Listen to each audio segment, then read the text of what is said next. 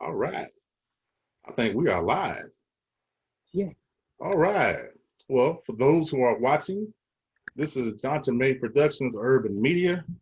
I am John 2IG, and today I have two very special guests, two lovely ladies, fellow authors. I have my friend Chyrel Jackson and her lovely sister Lyris Wallace. Oh, thank Welcome. you. Thank you so much for having us. Oh, anytime, sister, anytime. Well, can y'all give us a little bit of a background about where you're from and how you got started writing and all that good stuff? Lyris. Sure. Okay, I'm from Chicago. We're both originally from Chicago. I'm still in Chicago, Okay. and I started writing. I was writing all the time. I was writing mostly like short stories or movie scripts. Ah, okay. Yeah, and it's like none of them really caught. Like I would write it, and while I'm writing something, sometimes you always say, "Oh, this is the best stuff I ever wrote," and then when you go back and read it, you're like, "This is trash." So I would, I kept finding myself doing that all the time. So when I finally started trying to write poetry, I didn't do that. And as a matter of fact, I did it quite by accident. I started writing poetry because I was writing in my journal. I started to keep a journal because I was trying to figure out myself. Mm-hmm. And I felt like if I wrote it down, I could try to understand why things were happening to me in my life. And when I went back and read the poems, they sounded sort of like they had a rhythm, Mm-hmm. to them. So I was like, oh, this reads like a poem. So I liked that, and I kept doing it. And that's how I started writing poetry. Okay. Well, that kind of sounds a little bit like myself. All right, I can dig it. Yeah. My story is a little bit more, I guess, organic in that I always wrote and I always shared because me and Lyris, we share everything. Mm-hmm. So I always, since we were kids, Lyris has always been my biggest fan, my best friend. And we talk a couple times a day, every day. Mm-hmm. And that's always been how we've been. So I always wrote, and I remember one day I went to literature class, and this particular day it was unlike any other college day of my life because when I got in the classroom that day, Dr. O'Brien wasn't sitting in her usual spot, but James Baldwin was sitting Oh, wow. there. And you talking about somebody that made a complete fool of themselves. I was so young. I was 19. I was so awkward and so goofy. And one of my favorite people of all time was in front of me, and I met him for the first time. So I couldn't get my act together. But he was so regal, Jantu. He was just everything. He was about five. I'd say he was 5'5" in stature. He was a very small man. Mm-hmm. And I was standing over him and I was like, he was talking to me like, oh, so you want to write and this and that. And I was an idiot. I couldn't formulate words or anything. I just kind of sat there smiling. And he just was like, he was so gracious. But he was so encouraging. He just said, do what you feel you should do. If that's what you want to do and that's what you're led to do, then he encouraged me to do it. And so from that meeting, that's what I did. I would write, and I would read to my sister.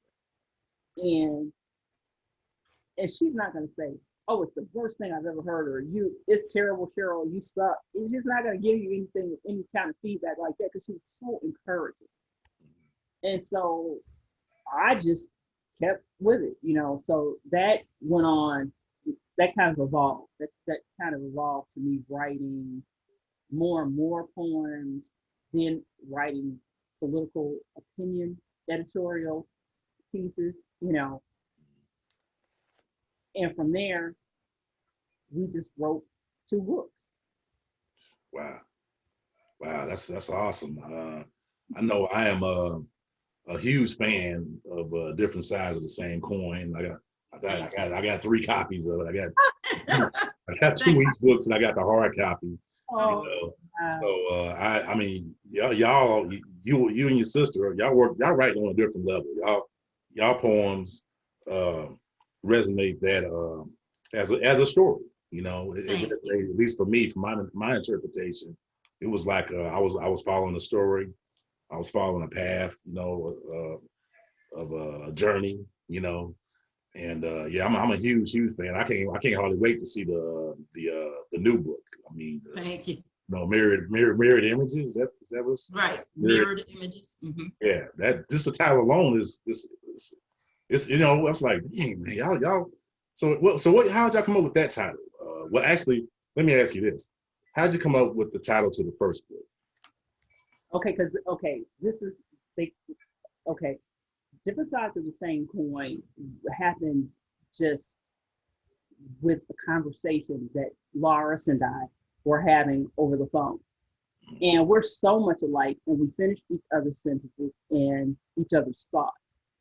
And so basically, we are 2 different individuals, but we think so much in sync, so much alike on so many different, whether it's politics, whether it's, you know, evening news, whatever it is, we're the other half of each other. So that's where that title, Different Sides of the Same Coin, came from. Okay. Right. Mirrored Images is the second half of that story, which is the reflection of how we see not only ourselves Mhm. and each other, but how we relate to and see the rest of the world around us. And so that's what Mirrored Images is about. The whole I am my sister and brother's keeper kind of thing. Right. Gotcha. We love each other, and the way we love each other and ourselves, that's the way we love our people.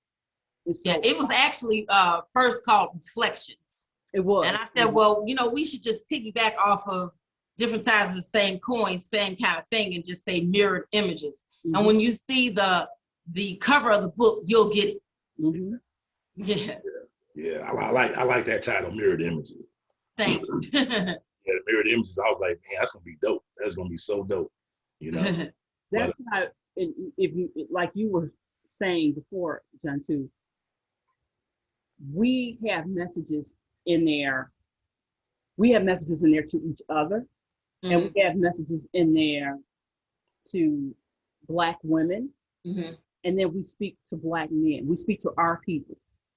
And so that's what all of that is about, that a reflection of how not only you see yourself, but how you see the world that you live in, and in how you want to relate, or how you want to relate your message to them. That is what Mirrored Images is all about. So does a new book, Mirrored Images, does it also have somewhat of a political edge, sort of, to it? Oh yes. Okay. Oh yes. Okay. All right. I think you're gonna love it. Okay. We tackle, you know, we're very much in the world, and we tackle what we see. And I know I'm a very emotional writer. If it moves me, I have to write about it. So, you know, we were writing this book during the pandemic. We were writing this during George Floyd. You know, we were writing this through Ahmaud Arbery. So you're gonna see all of that. Okay. All of that is reflected in our writing. And on top of that, let me just kind of say this too. We just buried our dad. Our father was sick, and so he is such a central part of Lyris and our story.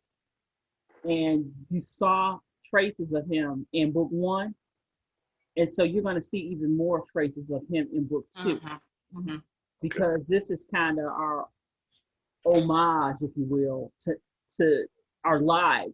It's talking about our lives as his daughters but growing up with him as our father. Mm-hmm. So it's kind of like all of a sudden the boogeyman that you created in your mind, how do you reconcile that when that person is your father, you know? Mm. And so we have a lot of layered issues like that we're dealing with in this book. Mm. So it's kind of like my sister. I love her so much. She wrote a poem. When people ask me who my favorite writer is, I always say Lyris. I always automatically say she is my favorite writer because she is. That's why I always say that. She really is. But she started all of this, and she kind of wrote a piece that I just, man, like I almost literally every other day I go back and I read it. But you know, the embodiment of cool, and we had different relationships with him. So Lyris didn't get the better of him as a parent and a father. She didn't. She almost got she got the worst of it, and she got like almost what was left over. Mm. And I got it, but I didn't get it all the time like she got it.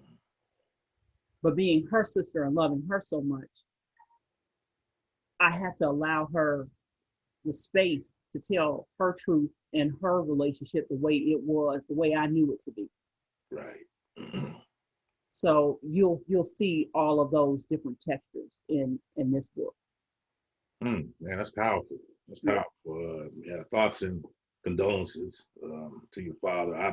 I know the feeling. I lost my dad 6 years ago, and well, I honestly I have no parents. I lost both of my parents. Wow. Most of yeah, it's just as far as immediate family, it's just my brother and I. So I definitely understand. Now, as far as do y'all have any contingency? Excuse me. Do y'all have any future plans of maybe writing a full-fledged novel, or you just want to stick to poetry for now? No, in fact, John, too, this book was so big, and I really should have listened to my sister, because sometimes I'm bullheaded and you can't tell me anything. And this was so big, but I was thinking that this is probably going to be our last work together. But Lyris is not going to let me. She's not going to let me get away with that. So it's kind of big. Right. And it's big because I was thinking, okay, we're going to put this down, and we're not going to do any more of this for a while, because we wanted to get to our non-fictional, fictional family drama that we're unfolding. And you know all about that because you have Papa's Boys, and I love it, and you have all of the other stuff, Sister Hattie, and all, you got all kind of other stuff that you have working. And that's ultimately where we want to go. Right. Yeah, I was just curious. I'm a struggling poet. I got a couple of small little poetry books, you know, Ebonology series, and love it. Yeah, thank you very much. I too tend to write with a political edge. You know, that's what motivated me, honestly, to to really go back and do a follow up to the first Ebonology book, was because of all the stuff that's going on. Yeah, and be amazed at how much inspiration you draw from that. Just from just from things, you know, visuals, and just interpretations of certain things. You know, I'm the kind of person, I don't really watch the news. I just, you know, every time you walk outside, you got the news right there in front of you. You know what I mean? And just as an African American in America, man, I mean, it's just, you know, it's a lot. It's a lot to take in, you know, and it's honestly, writing has been a very good therapy. You know, yes, it is. Yeah, it is. Yeah, really good therapy to put those ideas and inject them out and share with the world. You know, I just got into nonfictional writing. I just got into being an author 2 years ago myself. And, Really? yeah, I was kind of like on the same path as Sister Lyris. You know, I started off as a screenwriter. You know, that's my background. I've written a lot of screenplays before, prior to becoming an author, and I was more into like just literature, writing journals, essays, and things like that. And I hit 50, and something just told me, hey man, maybe I got the tools and the software and the hardware and everything, man. Just go ahead and do something with this. You never know. Right. Here we are 2 years later doing a live stream with y'all. This is awesome. There definitely is something about that age where it puts a fire under you to whatever it is that you're going to do. You need to do it. Yeah. And anything about my brother said it best. He's 60. He's in his 60s, and he said it best. He said, we're going to be late bloomers. I think about people like Viola Davis, that actress, Viola Davis. Yeah. Sam Jackson. Right. Morgan Freeman. They were all late bloomers. They were like very late bloomers, right? Yeah, late bloomers, before they really got famous. And if you remember, Maya Angelou wasn't no spring chicken when she was doing her writing and her biggest stuff either. That's right. She was quite mature in age. That's right. So I think we have a greater appreciation for success. Once we get past that that mid-March. You know what I mean? That's like I like to call it. Wow. So this has really been I'm telling you, I'm honored and very, very grateful and humbled to sit and chat with you lovely ladies today. This has really been an awesome experience. Y'all my first guests on my little media platform. Is there anything else you want to share, talk about as far as maybe upcoming projects? I just want to do a proud mom moment. My son did the artwork for this new book. Okay. So he did the cover for it, and I'm so proud. It's awesome too. And he's gonna do the cover for the ebook. Right. Okay. Artwork for this book. Okay, that's awesome. It looks awesome. I'm the proud aunt. So. And Chyrel and I are working on a novel based on it's like a fictional kind of thing. It's called If These Walls Could Talk. That's what we're going to work on after we do all the promotion for this book that we have out. And then I'm working on another book based on me and my son's experiences. Okay. Yeah. Okay. So we got some projects in the fire. Okay. I'm looking forward to it. Just all I can say is writing is definitely an inspiration. Yeah. Especially since I've been in this cipher, I've connected with so many different Black authors, male and female, and everybody has something to share and something to talk about. I've learned so much, in the last few years with building my platforms and stuff.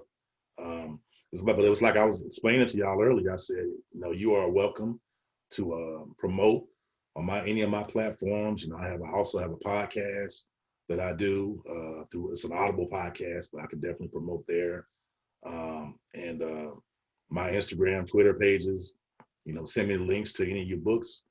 I will post them. Thank you so much. Thank you. Welcome to come here anytime, discuss anything you want. Because this is what it's about. It's about, Black folks sticking together and, that's right. And building together, what I'm saying? That's right. So this has been too much of that. I don't do none of that gossip, hack stuff over here. Right. None of that divisiveness over here.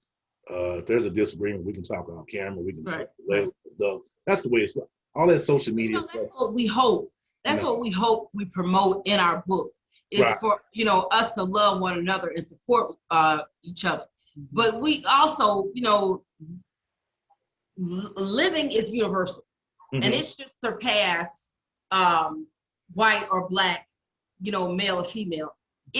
But we do make a point out of uplifting each other because we need that, especially after what we all went through these last 4 years. Yes, ma'am. With this person and these Republicans still running around trying to alienate us from the political arena. They're trying to suppress our votes and everything. And every time you look around, it just seemed like we battling all the time. We're battling just to survive. So, you know, we use this as a platform to say, you know, we love our people, we love each other, we support each other, and to uplift people, you know, to uplift you and make you feel like you can go on another day. Right. So that's what we hope that our poems do. Right. Well, that first book certainly did that. Thank you. You know, Certainly again, did that. I was a little nervous, John, too, because like my sister was saying, that pandemic sort of changed everything, but it was everything around that pandemic. It wasn't just the pandemic. It was Unemployment. Right, unemployment. It was my dad being sick. It was my dad dying.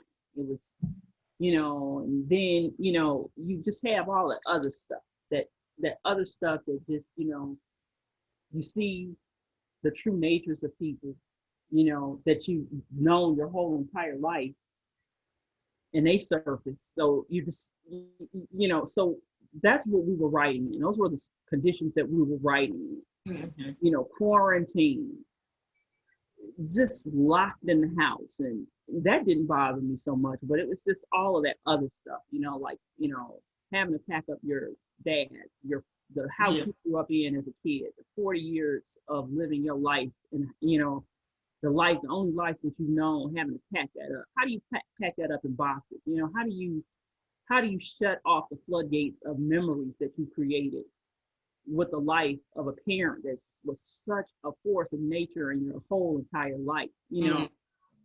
And so we hope that, even though this book has some dark stuff in it, we hope that people can appreciate the writing and can appreciate the space that we're writing from at this point in our lives. And that is what Mirrored Images is. It talks about everything that we're dealing with in our adult years, in our lives at this point right now. Different sides of the same coin was fun, because that was really just a combination and a pulling together of 20 years worth of writing that we had for the duration of our adult years in our writing career.